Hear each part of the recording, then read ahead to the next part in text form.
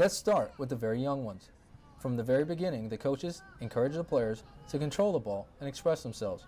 You're watching a U8 practice session at the Zico Academy Soccer School, where they're working on dribbling. Remember, this is recreational soccer. You're watching a U8 game. This is the only official game they'll play since there's no league in this age. As you can see, the coaches double up as referees.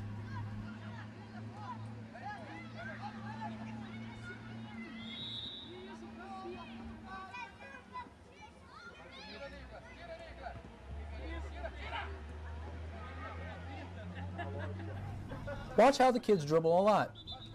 No one is concerned that they're not spreading out. No one is trying to teach them positions. No one is shouting at them to pass.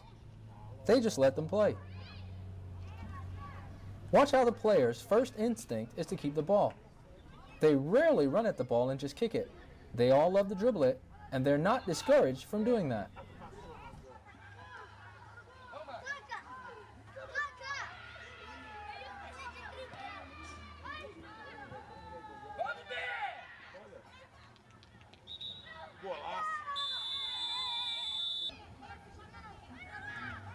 The parents are all there because these are very young kids.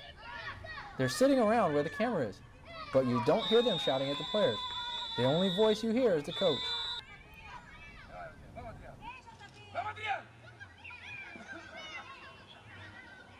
One of the striking differences between Brazil and the U.S. is the level of involvement and the behavior of the parents. The parents in Brazil don't get as involved with their child's soccer. Most of the time, they're not even there. And when they are present, they're simply passive onlookers. Remember that the kids you're watching here are not impoverished children from the slums of Rio. These are kids from well-to-do families living in the suburbs of Rio and whose parents pay club fees so their kids can play soccer. Sounds familiar?